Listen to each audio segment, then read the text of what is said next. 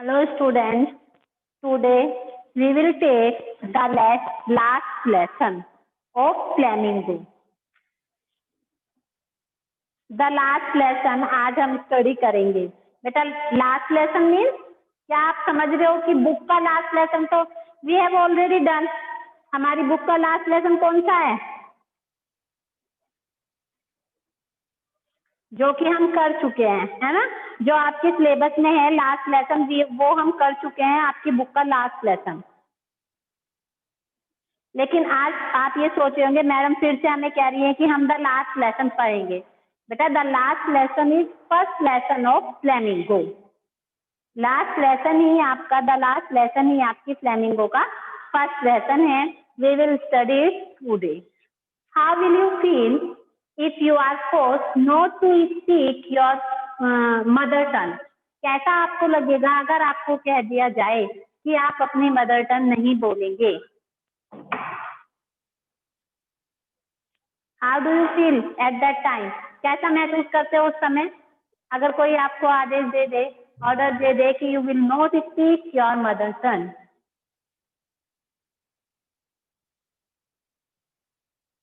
कैसा फील होगा? Will you very bad. हाँ, इजीली इस बात को एक्सेप्ट नहीं करेंगे कि अगर हमको आदेश दे दिया जाए कि आप अपनी मदर टंग में बात नहीं करेंगे। लेकिन इस चैप्टर में ऐसा ही कोई इंस्ट्रक्शंस आया, कहाँ से आया? फ्रॉम बर्लिन से आया। बर्लिन से आया इसमें ऐसा इंस्ट्रक्शन जिसमें कि ये आदेश दे दिया गया कि कल से there will not be any teaching in French language, कि कल से फ्रेंच लैंग्वेज में कोई भी स्टडी नहीं होगी। Only the German language will be taught here. केवल यहाँ पर जर्मन लैंग्वेज ही पढ़ाई जाएगी। तो ऐसा ही एक इंस्ट्रक्शन आया जिसे देखकर जो इसमें टीचर हैं एम हैमर, वो बहुत ज्यादा परेशान हो गए कि कल से केवल जर्मन लैंग्वेज पढ़ाई जाएगी और फ्रेंच लैंग्वेज नहीं पढ़ाई जाएगी। और जो स्टूडेंट्स थे who do not take interest in French language before that time, उससे पहले फ्रेंच लैंग्वेज में इंटरेस्ट नहीं लेते थे, they started to take interest in that language। Suddenly उन्होंने उस लैंग्वेज में इंटरेस्ट लेना स्टार्ट कर दिया। तो ऐसी ही एक स्टोरी है आपके इस चैप्टर की जिसमें कि मदर टंग की इम्पोर्टेंस बताई गई है कि जब वहां के रहने वाले लोगों को ये कह दिया गया कि तुम्हें कल से फ्रेंच लैंग्वेज नहीं बोलनी है, तुम्हें मदर टंग नहीं बोलनी है, तुम्हें जर्मन लैंग्वेज ही बोलनी है और यहाँ के स्कूलों में जर्मन लैंग्वेज ही पढ़ाई जाएगी। तो वो बहुत ज्यादा परेशान हो गए और उस दिन सारे पूरे जो गांव के व्यक्ति थे सारे के सारे स्कूल में गए और उन्होंने एजुकेशन प्राप्त की। और जो एम हैमर थे टीचर वो भी बहुत ज्यादा परेशान थे। तो first I will explain its summary to you. The story the last lesson is set in the days of France Persian war. ये स्टोरी उस समय की है जब फ्रांस और हाँ बेटा मैम, लेकिन इस चैप्टर का नाम द लास्ट लेसन क्यों रखा गया? बेटा this is the name of the chapter is the last lesson because this was the last lesson of M. Hamel in that school. This was the last day of M. Hamel in that school. क्योंकि ये जो आज पढ़ा रहे हैं यही last lesson था M हैमल का उस स्कूल में और उस स्कूल में यही उनका अंतिम दिन था। That's why the chapter is known as the last lesson। इसीलिए इस चैप्टर का नेम लास्ट लेसन रखा गया। तो बेटा द स्टोरी लास्ट ओके। ये जो स्टोरी है ये फ्रांस और पर्शियन वासियों में जिस समय वॉर हुआ था उस समय की एक घटना है। France was defeated by Persia and district of Alsace and Lawrence had passed into Persian hand. France को पर्शियन वासियों के द्वारा यानी पर्शिया के द्वारा हरा दिया गया और अल्सेस और लॉरेंस जो दो डिस्ट्रिक्ट थे वो किसके हाथ में चले गए? जब फ्रांस हार गया तो जब कोई हार जाता है कोई भी कंट्री तो उस पर जो अधिकार हो जाता है, जो उस पर रूल्स और रेगुलेशन थोपता है वो विनर कंट्री करेगी, है ना? जो जीता तो फ्रांस हार गया और पर्शियन जीत गया। तो यहाँ पर अल्सेस और लॉरेंस जो दो डिस्ट्रिक्ट थे वो किसके हाथ में चले गए? पर्शियन वासियों के हाथ में चले गए। हाँ, पर्शिया के अधिकार में चले गए। The order came from Berlin to teach only German in the schools of Alsace and Lorraine। अब चूंकि पर्शियन वासियों के उसमें चले गए तो रूल्स और रेगुलेशंस भी वहीं से बनेंगे। तो बर्लिन के से यह आदेश आया कि अल्सेस और लॉरेंस के स्कूल में केवल क्या पढ़ाया जाएगा? जर्मन लैंग्वेज पढ़ाई जाएगी, फ्रेंच लैंग्वेज नहीं पढ़ाई जाएगी। The story tells the effect of this transition on the people through the eyes of a young boy. Friends, ये जो स्टोरी है, इस बात का इफेक्ट एक छोटे लड़के फ्रेंड्स के ऊपर क्या प्रभाव पड़ा, ये इसमें दर्शाया गया है। The story describes what is just another ordinary day for friends who started very late for school that morning। इस स्टोरी में डिफरेंस बताया गया है। कब का? ऑर्डिनरी डेज का बताया गया था कि फ्रेंड क्या था, नॉटी बच्चा था, स्कूल में टाइम से नहीं पहुंचता था, लेट पहुंचता था, कुछ भी लर्न करके नहीं ले जाता था, तो उसके टीचर्स को क्या करते थे, स्कॉल करते थे, उसको डांटते थे। लेकिन आज भी फ्रेंड स्कूल में लेट गया, लेकिन उसके टीचर ने नहीं जाना। तो इस स्टोरी में वो डिफरेंस बताया गया कि ऑर्डिनरी डेज की प्लेस पर उस दिन उस क्लास में उस स्कूल में क्या डिफरेंसेस थे, तो वो सब इसमें बताया गया है आपके इस चैप्टर में कि जो फ्रेंड है वो घर से लेट चला स्कूल में पहुंचने के लिए, तो वो लेट होना ही था। In fact, he was reluctant to go to school as he had not prepared his French lesson on participles। उसके टीचर ने उसको उस दिन पार्टिसिपल्स पर लेसन तैयार करने के लिए दिया था, लर्न करने के लिए दिया था, लेकिन he doesn't know even a single word about participles। वो पार्टिसिपल के बारे में एक शब्द भी नहीं जानता था। That's why he started late to go to school। इसलिए वो घर से लेट चला कि डांट पड़ेगी, मुझे नहीं आता, और वो इसलिए वो लेट चला और स्कूल में लेट पहुंचा। M. Hamel was going to conduct an oral test on the topic in the class। उस दिन पार्टिसिपल्स पर M. Hamel जो उनके टीचर हैं, ध्यान रखना M. Hamel है, मिस्टर M का मतलब मिस्टर मत मान लेना, M. Hamel उनका फुल नेम है और मिस्टर लगाएंगे तो मिस्टर M. Hamel। तो उनके जो M. Hamel जो टीचर थे वो पार्टिसिपल्स पर एक ओरल टेस्ट लेने वाले थे उस दिन क्लास में। Initially, he thought of spending the bright warm day outdoors, enjoying the chirping of the birds and drilling of Persian soldiers at the back of the sawmill। अब friend ने क्या सोचा कि बाहर का वेदर बहुत अच्छा है, सर्दियां थी, हल्की हल्की सी धूप निकल रही थी, दिन गर्म था, तो उसने सोचा कि मैं बाहर एंजॉय करूं, स्कूल में ना जाऊं, एंजॉय करूं बाहर जाके। फिर वो क्या सोच रहा था कि बाहर क्या है, बर्ड्स की चीपिंग, बर्ड्स की चहचहाट हो रही है, उसको जाके सुनूं। और drilling of Persian soldiers at the back of the sawmill. सामिल क्या होता है? आरा मशीन होती है, उसके बैक फील्ड में पर्शियन सोल्जर्स ड्रिलिंग कर रहे थे, उनकी ड्रिल को देखो। जब फ्रेंड स्कूल में जा रहा था तो उसने पहले ये सोचा कि आज सर मुझसे पार्टिसिपल्स पर ओरल टेस्ट लेंगे जिसके बारे में मुझे कुछ नहीं पता, तो मैं स्कूल नहीं जाता, कहाँ चला जाता हूँ, मौसम भी अच्छा है, मैं बाहर चला जाता हूँ, एंजॉय करता हूँ और ड्रिल वगैरह को देखता हूँ। But finally he decided to go to school. लेकिन फिर भी उसने डिसाइड किया कि नहीं, वो स्कूल ही जाएगा, वो इधर उधर कहीं नहीं जाएगा, चाहे उसको कितनी भी डांट पड़े। अभी वो इस रूल के बारे में कुछ नहीं जानता था जो वहां पर आया था। On the way, friend passed the town hall where he saw a large crowd reading the bulletin board which had been a source of all bad news। Friends did not stop there and rushed to the school। क्या हुआ? रास्ते में friends bulletin board के सामने से निकला। क्या होता है, जैसे आपके स्कूल में भी ये नोटिस बोर्ड है, सभी इंफॉर्मेशन वहीं पर होती है, आपको तो खैर क्लास में भी प्रोवाइड कर दी जाती है, लेकिन वहां पर सारी की सारी इंफॉर्मेशन बुलेटिन बोर्ड पर होती थी। तो रास्ते में एक बुलेटिन बोर्ड लगा हुआ था जिस पर की सभी बैड न्यूज आती थी, युद्ध में कौन जीता, कमिश्नर के क्या आदेश हैं, ऑफिसर्स के क्या ऑर्डर्स हैं, वो सारे न्यूज उस बुलेटिन बोर्ड पर होते थे। तो फ्रेंड जब रास्ते से गुजरा तो उस बुलेटिन बोर्ड पर लोगों की एक बड़ी भीड़ थी। भीड़ किस लिए थी? वो आदेश पढ़ने के लिए कि क्या इंस्ट्रक्शंस निकले हैं, क्या आदेश हैं। तो फ्रेंड ने सोचा कि मैं रुक जाऊं, लेकिन वो नहीं रुका और वो सीधा अपने स्कूल चला गया। When friend arrived at the school, he found a strange quietness there। जब पहले फ्रेंड स्कूल में पहुंचता था तो there was a lot of noise। वहां पर बहुत ज्यादा शोर होता था, बस्तिल होते थे, चहल पहल होती थी। लेकिन उस दिन जब फ्रेंड स्कूल में पहुंचा, he found a strange quietness। उसने वहां पर एक अजीब सी शांति पाई। स्कूल बिल्कुल शांत था, कोई भी आवाज नहीं थी। He found that his classmates were already seated in their places। उसने देखा कि जो उसके क्लासमेट्स हैं, पहले तो वो क्या करते थे, ऑर्डिनरी डेज में तो इधर से उधर क्लास में घूमते रहते थे, लेकिन आज जब वो गया उसने देखा कि जो क्लासमेट्स हैं वो पहले से अपनी सीट पर बैठे हुए हैं। And the teacher had already started teaching. और टीचर भी क्लास में है, उन्होंने टीचिंग स्टार्ट कर दी है। The back benches were occupied by the village elders who were grim and solemn. जो बैक बेंचेस थी प्राय वो खाली रहती थी, कोई भी उन पर नहीं आता था। लेकिन आज गांव के जो एल्डर्स लोग हैं, गांव के बड़े बुजुर्ग व्यक्ति हैं, वो स्कूल में बैक बेंचेस पर बैठे हुए थे, पीछे बैठे हुए थे, बिल्कुल शांत थे, गंभीर थे। Why was there this type of change? क्यों था वहां पर ये सब चेंज? मैम क्योंकि क्योंकि ऐसे मैम फिर जर्मन ने बर्लिन से जर्मन पढ़ाने का वो आ गया था। हाँ बेटा, बाकी सबको पता चल गया था कि इस तरह का कोई इंस्ट्रक्शन आया है कि कल से उनको जर्मन लैंग्वेज पढ़ाई जाएगी, लेकिन फ्रेंच को अभी इसके बारे में कुछ नहीं पता था। स्कूल में बहुत शांति थी, बैक बेंच फुल थे, and to his surprise M Hamel was in formal dress that he used to wear only on the inspection और the prize distribution days.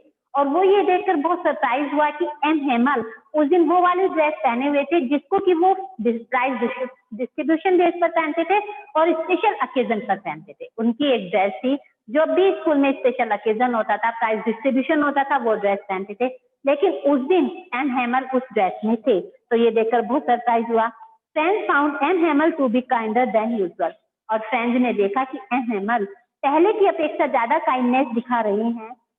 He did not scold friends for being late and allowed him to take his seat. पहले जब friend late हो जाता था तो M Hemal उसको डांटना शुरू कर देते थे, लेकिन आज उन्होंने काइंडनेस शो किया, काइंडनेस दिखाई, उन्होंने उसको नहीं डांटा और इसको सीट पर जाकर बैठने के लिए अलाउ कर दिया।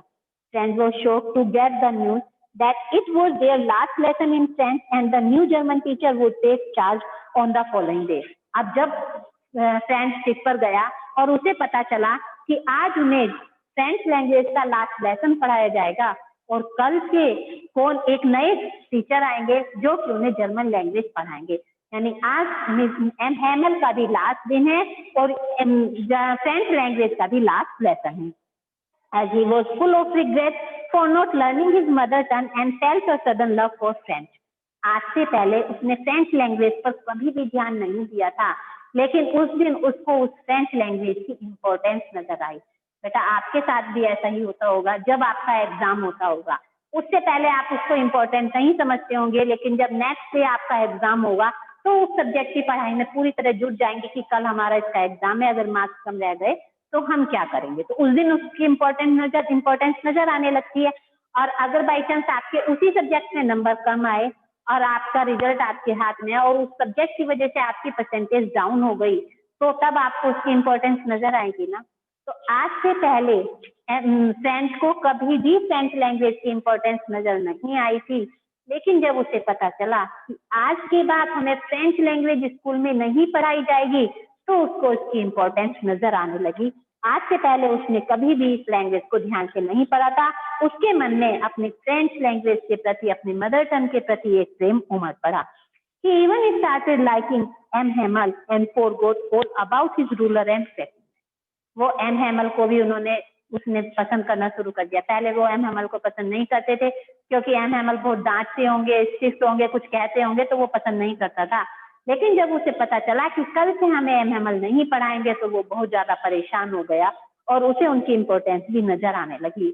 When M. Hamel asked friends to answer a question on participle, जब एम हेमल ने फ्रेंड से पार्टिसिपल पर क्वेश्चन पूछा, he was not able to answer, उसे नहीं पता था, इसलिए वो आंसर नहीं दे पाया।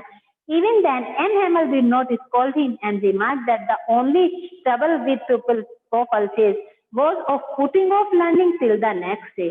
उन्होंने उसे नहीं डांटा और उन्होंने कहा कि अल्सेस के लोगों की यही तो समस्या है, उनके साथ सबसे बड़ी प्रॉब्लम यही है कि they postpone today's work for next day, कि वो आज का काम कल पर टाल देते हैं, पोस्टपोन कर देते हैं। Is it?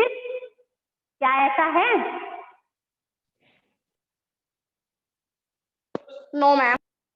क्यों नहीं है? है बेटा। देखिए, मैं अभी आपको बता दूं, अभी आप अपनी पढ़ाई में इतने सीरियस नहीं होंगे। अभी हमारे यही होता है, बोर्ड के एग्जाम में बहुत दिन है, हम कल पढ़ लेंगे, कल पढ़ लेंगे, अरे आज नहीं हो रहा, कल पढ़ लेंगे। और अगर कल ही तुम्हारा एग्जाम है तो आज तुम बिल्कुल जुट जाओगे कि कल हमारा एग्जाम है, लग जाओगे। चलिए, आज नहीं, आज इतना नहीं लगोगे, लेकिन कल एग्जाम से पहले आप बुक में ऐसे चिपके रहोगे कि जैसे कुछ भी नहीं है, आपको कुछ और करना ही नहीं है, सिर्फ अपना एग्जाम देना है, उसके लिए आपको पढ़ना है। तो आपने अगर पहले से वो कंटिन्यूसली पढ़ते चले आए थे तो उस दिन आपको इतनी प्रॉब्लम नहीं होती। तो उस दिन वो लोग क्यों इतने ज्यादा क्लास में बैठे हुए थे, इतने ज्यादा अटेंटिव थे, क्यों? क्योंकि उससे पहले उन्होंने फ्रेंच लैंग्वेज को ध्यान ही नहीं दिया था। तो वही एग्जाम्पल कहते हैं कि अल्सेस के लोगों की सबसे बड़ी प्रॉब्लम यही है कि वो आज का काम कल पर शिफ्ट कर देते हैं, और उसके लिए उसने ब्लेम दोनों को किया कि the parents as well as the teachers are responsible for this, that the students of that school couldn't learn the French language। उसने क्या ब्लेम किया कि केवल बच्चे ही इसके लिए दोषी नहीं है, इसके लिए दोषी कौन है? पेरेंट्स भी दोषी हैं, और हम टीचर्स भी दोषी हैं इसके लिए। क्यों पेरेंट्स दोषी हैं? कि पेरेंट्स ही blame parents for sending their children to earn money rather than to school. क्या पेरेंट्स क्या करते हैं कि अपने बच्चों को काम पर भेज देते हैं या मील पर भेज देते हैं पैसा कमाने के लिए, बच्चों को स्कूल नहीं भेजते। आप लोगों ने बेटा देखा होगा, जो प्राइमरी स्कूल है, सरकारी स्कूल, वहां पर जो बच्चे पढ़ते हैं, जब आपकी गेहूं की कटाई होती है तो वो बच्चे कहाँ जाते हैं? स्कूल में जाते हैं या गेहूं काटने चले जाते हैं? गेहूं सुना काटने। हो? हाँ, आप लोगों ने सुना होगा कि बच्चे स्कूल में नहीं पहुंचते, गेहूं काटने लगे चले जाते हैं। कौन भेजता है उन्हें गेहूं काटने? पेरेंट्स। पेरेंट्स। क्यों भेजते हैं? तो अर्न मनी, पैसे कमाने के लिए, है ना, इसलिए तो भेजते हैं। तो उसने यही कहा कि पेरेंट्स बच्चों को स्कूल ना भेजकर पैसे कमाने के लिए भेज देते हैं, या तो फार्म्स पर भेज देते हैं या मिल में जो सॉ मिल थी वहां पर उसमें भेज देते हैं। और उसने खुद को भी दोषी माना। खुद को दोषी क्यों माना? कि जब उसको फिशिंग पर जाना होता था तो वो बच्चों की छुट्टी कर देते थे कि आज हॉलीडे है, फिशिंग पे चल, मुझे फिशिंग पे जाना है। और दूसरी दोष क्या था कि बच्चे आए क्लास में और उन्होंने सारे बच्चों को ले गए कि चलो हम प्लांट्स में पानी देंगे, वाटरिंग करेंगे, वाटरिंग इन प्लांट्स, कि हम प्लांट्स में पानी देंगे। तो सारे बच्चों को अपने साथ ले गए, तो क्लास तो मिस हुई ना उससे बच्चों की। तो उन्होंने भी ध्यान नहीं दिया और पेरेंट्स भी ध्यान नहीं देते थे, जिसका रीजन यही है कि वहाँ के बच्चे फ्रेंच लैंग्वेज को नहीं सीख पाए। MML then talk to French language, calling it the most beautiful language in the world। और ये सब बताते बताते MML फ्रेंच लैंग्वेज पर पहुंच गए और उसकी इम्पोर्टेंस को बताने लगे कि फ्रेंच लैंग्वेज वर्ल्ड की मोस्ट ब्यूटीफुल लैंग्वेज है। He told the class to keep their language close to their heart to feel free and happy। उन्होंने उनसे कहा कि चाहे तुम्हें जर्मन लैंग्वेज बोलने के लिए कितना भी फोर्स किया जाए, तुम दूसरों के सामने ही तो बोलने के लिए फोर्स हो, जब तुम अकेले हो तो अपने फ्रेंच लैंग्वेज के प्रति अपने प्रेम को अपने मन से बस निकालना, इसके प्रति हमेशा अपने मन में प्रेम बनाए रखना, अट्रैक्शन बनाए रखना, क्योंकि फ्रेंच लैंग्वेज वर्ल्ड की सबसे अच्छी लैंग्वेज है। अब बेटा आपको भी अगर कंपेल कर दिया जाए कि तुम्हें ये वाली लैंग्वेज बोलनी है, तो पब्लिकली तो आप बोलोगे, अकेले में होंगे, अपनी फ्रेंड्स के साथ होंगे, अपने पेरेंट्स के साथ होंगे, तो तब तो आप ये सोचोगे अब तो हमें कोई देखने वाला नहीं है, तो तुम कौन सी लैंग्वेज बोलोगे? वही जो तुम्हारी मदर टंग है वो बोलोगे, क्योंकि आप अपनी मदर टंग से प्यार करते हो। तो उन्हें भी यही कहा MML ने कि don't leave your mother tongue from your heart. अपने मदर टंग को अपने हार्ट से बाहर मत निकालना, उसको बोलना मत छोड़ना, अपनी मदर टंग को बोलते रहना और उसके प्रति प्रेम बनाए रखना। इसका मतलब ये नहीं है कि कल से तुम्हें जर्मन लैंग्वेज पढ़नी है तो तुम फ्रेंच लैंग्वेज को बिल्कुल ही भूल जाओ। और उन्होंने क्या कहा कि as long as an enslaved people held fast to their language, it were as if they had the key of their prison। जैसे कि प्रिजनर्स होते हैं, जब वो जेल जाते हैं तो वो अपनी लैंग्वेज को अपने साथ एक प्रिजन की की के समान अपने दिल में बसाए रखते हैं कि जब हम यहाँ से जाएंगे तो हम इसी लैंग्वेज में बोलेंगे, ये तो हमारी प्रिजन की है। Their language could liberate them forever as the church clock struck 12। और फिर वो समझा ही रहे थे कि अचानक से चर्च के क्लॉक में 12 बज गए, यानी वो 12 बज गए और 12 बजे उन्हें उस क्लास को छोड़ना था, उस स्कूल को छोड़ना था, तो 12 बज गए। उनका गला अचानक से चौक हो गया, वो बहुत ज्यादा दुखी हुए, उदास हुए, और उन्होंने ब्लैक बोर्ड पर क्या लिखा? Vive la France. बोर्ड पर उन्होंने एक ही वर्ड लिखा, vive la France. What is the meaning of this? Long life France। Live long France। तो उन्होंने यही वर्ड लिखा कि फ्रेंच लैंग्वेज जबकि तुम्हारे मन से चली जा रही है, आज से तुम्हें बोलना बंद है, लेकिन तुम्हारे मन में, तुम्हारे हृदय में यह फ्रेंच लैंग्वेज लंबे समय तक जीवित रहे। तुम अपना प्यार अपना ध्यान इस लैंग्वेज के पास से मत हटाना। और यह कहकर उन्होंने डिसमिस द क्लास को डिसमिस कर दिया, वो क्लास से चले गए। तो the story written in a historical background is a beautiful description of the emotional bond of people with their mother tongue। ये जो कहानी है एक हिस्टोरिकल बैकग्राउंड में लिखी गई है और ये लोगों के मन में मदर टंग के प्रति प्रेम को जगाने के लिए एक सुंदर उदाहरण है, एग्जाम्पल है। तो इसमें चैप्टर में हमें क्या बताया गया है? Love for our mother tongue, हमारी मातृभाषा के प्रति प्रेम को इस स्टोरी में दर्शाया गया है। Is it clear to you बेटा? Yes ma'am. Yes ma'am. चले, now we will explain the Yes, chapter. ma'am. बेटा क्वेश्चन आते हैं इसमें, what is the difference, mostly ये वाला क्वेश्चन आता है कि what is the difference on that day when French went to school and it was the order from Berlin that this is the last day of French language. तो क्या difference था उस दिन स्कूल में? तो जब हम इस चैप्टर को डीपली पढ़ेंगे, क्वेश्चंस आते हैं इसमें से, तो थोड़ा सा ध्यान से पढ़ना। I started for school very late that morning and was in great dread of scolding, especially because Anne Hamel had said that he would question us on participles and I didn't know the first word about them. I started for school very late. मैं घर से बहुत late school के लिए चला था that morning, उस सुबह, and was in great dread of scolding. Great dread of डर था मुझे, ऑफ स्कोल्डिंग डांटे जाने का, और मैं बहुत ज्यादा डरा हुआ था उस दिन, मुझे डांट पड़ने का बहुत ज्यादा डर था।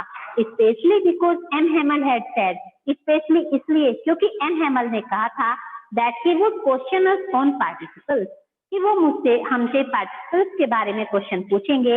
And I didn't know the first word about them, और मैं उसका पहला वर्ड भी नहीं जानता था। For a moment I thought of running away, एक क्षण के लिए मैंने सोचा कि मैं यहाँ से भाग जाता हूँ। And spending the day out of doors, और आउट ऑफ डोर अपना डे स्पेंड करता हूँ, अपना दिन बिताता हूँ। कुछ समय के लिए उसने सोचा कि I am not going to school, मैं स्कूल नहीं जा रहा हूँ, क्यों जाऊँ, स्कूल डांट पड़ेगी। लेकिन it was so warm, so bright, the birds were chirping at the edge of the wood and in the open field back of the sawmill the Prussian soldiers were drilling. Warm दिन था, गर्म दिन था, और bright था, brightness थी, birds chipping कर रही थी, और ओपन फील्ड में, और in the open field back to the sawmill, sawmill के बैक में ओपन फील्ड में पर्शियन सोल्जर्स ड्रिलिंग कर रहे थे। The sight was most attractive, वो दृश्य बहुत ज्यादा अट्रैक्टिव था। तो he wants to go there, वो वहां पर जाना चाहता है, but he did not go there, वो वहां पर नहीं गया।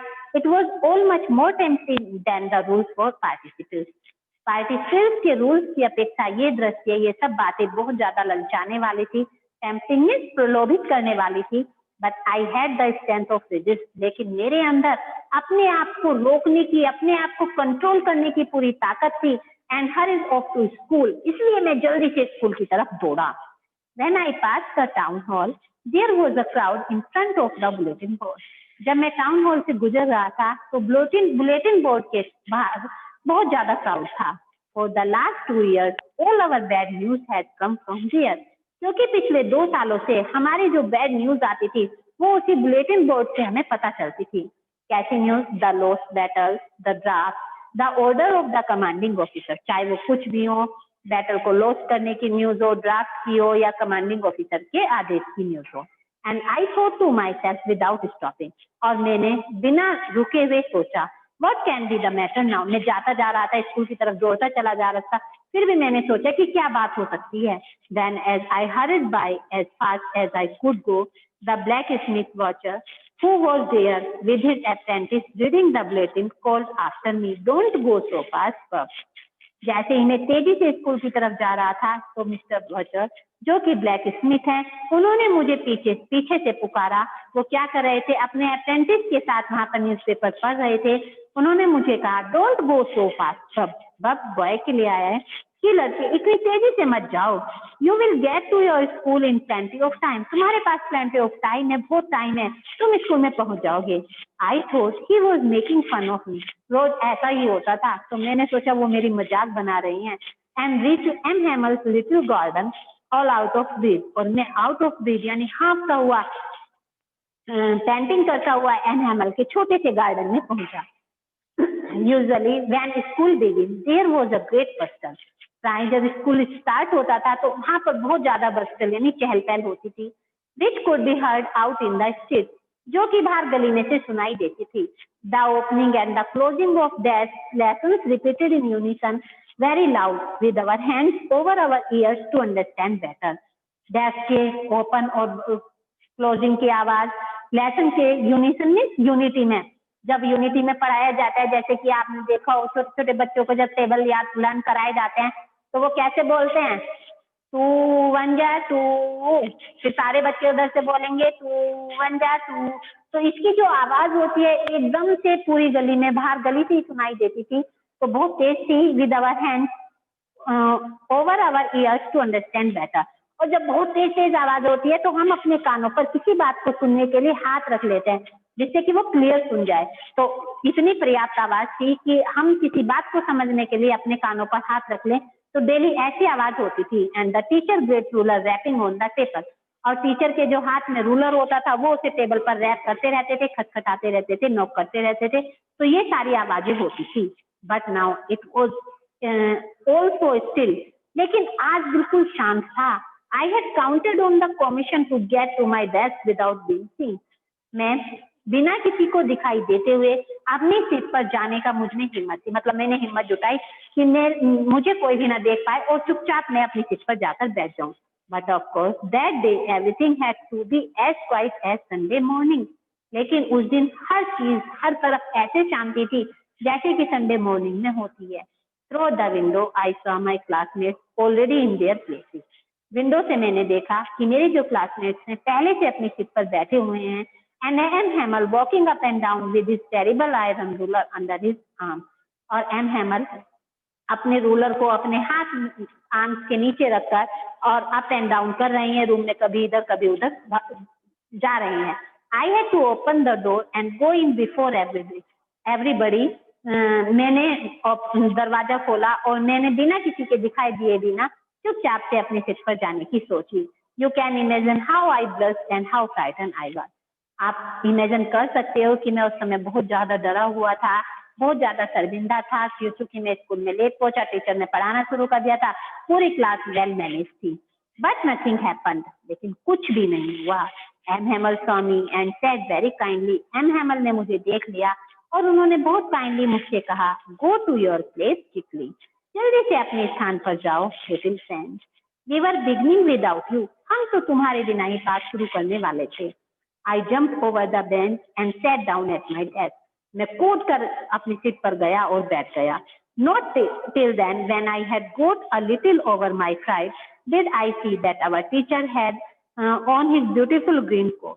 और मैं बहुत ज्यादा शौक हुआ इस बात को देखकर कि जो हमारे टीचर थे, बेटा ये ड्रेस अच्छे से देख लेना कि उन्होंने क्या पहना हुआ था. हमारे टीचर ने अपना सुंदर ग्रीन कलर का कोट पहना हुआ था. हिज फ्रिल्ड शर्ट, उनकी फ्रिल वाली शर्ट पहनी हुई थी. And the little black silk cap, वो छोटी सी ब्लैक सिल्क की कैप पहनी हुई थी. All embroidered. और पूरी सारी की सारी चीजें क्या थी, कढ़ाई की थी.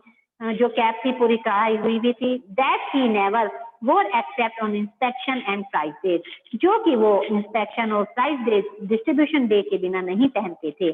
The whole school seem so strange and solemn. पूरा का पूरा स्कूल बहुत ही स्टेन्ड दिखाई दे रहा था, बहुत ही शांत गंभीर दिखाई दे रहा था. But the thing that surprised me most was to see on the back benches that were always empty the village people sitting quietly like ourselves. लेकिन सबसे ज्यादा सरप्राइज में उस बात को देखकर हुआ कि जो हमारी बैक बेंचेस थी क्लास की, जो प्राय खाली रहती थी, वो आज भरी हुई थी. किससे भरी हुई थी? किनसे भरी हुई थी? विलेज पीपल से भरी हुई थी. क्योंकि आज गांव के सारे व्यक्ति उन सीटों पर आकर बैठ गए थे, चुपचाप बैठे हुए थे. Old Hauser with his 3 corner head. Old Hauser एक अपने 3 कॉर्नर हेड को पहने हुए थे. द फॉर्मर मेयर भी बैठे हुए थे. फॉर्मर पोस्ट मास्टर बैठे हुए थे और सेवरल अदर्स बिसाइड. और दूसरे बहुत से लोग बैठे हुए थे. Everybody looked sad. हर कोई व्यक्ति दुखी दिखाई दे रहा था. And Hauser had brought an old primer.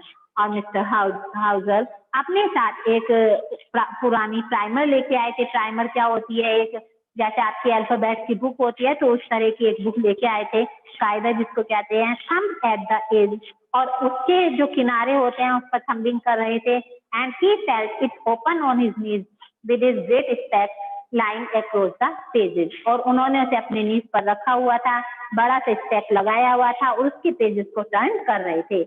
While I was wondering about it all, and Hamel mounted his chair. जब मैं इन सब के बारे में सोच रहा था कि आज क्या हुआ, क्या हो रहा है, क्यों विलेजर्स आर हियर यहाँ पर हैं, हैमल अपनी चेयर पर बैठे, and in the same grave and gentle tone which he had used to me said, और उन्होंने अपनी उसी गंभीर और सज्जन आवाज में मुझसे कहा जैसे कि वो कहते थे, my children, this is the last lesson I shell give you. बच्चों, यही आज ये लास्ट लेसन है जो मैं तुम्हें पढ़ाऊंगा। The order has come from Berlin to teach only German in the schools of Alsace and Lorraine. Berlin से ऑर्डर आया है कि अल्सेस और लॉरेन के स्कूल में केवल जर्मन लैंग्वेज पढ़ाई जाएगी। The new master comes tomorrow, नए मास्टर कल आ जाएंगे। This is your last French lesson, ये तुम्हारा लास्ट फ्रेंच का लेसन है। I want you to be very attentive, मैं चाहता हूँ कि तुम सब बहुत ज्यादा अटेंटिव हो जाओ। What a thunderclap these words were to me. Although I was not interested in learning, मैं सीखने में इंटरेस्टेड नहीं था फ्रेंच लैंग्वेज से बिफोर दिस, इससे पहले, लेकिन when Mr. Hamel told us that this is the last lesson of French language and from tomorrow there will be no teaching of French language, no learning of French language, लेकिन जब हैमल ने हमें बताया कि कल से हमें फ्रेंच लैंग्वेज नहीं पढ़ाई जाएगी, कुछ नहीं बताया जाएगा, तो ये वर्ड्स मेरे कानों में थंडर क्लैप की तरह गड़गड़ाने लगे, गूंजने लगे। On the races that was what they had put up at the town hall, और मैंने यही समझ लिया कि यही वो वर्ड्स थे जो टाउन हॉल पर लिखे हुए थे।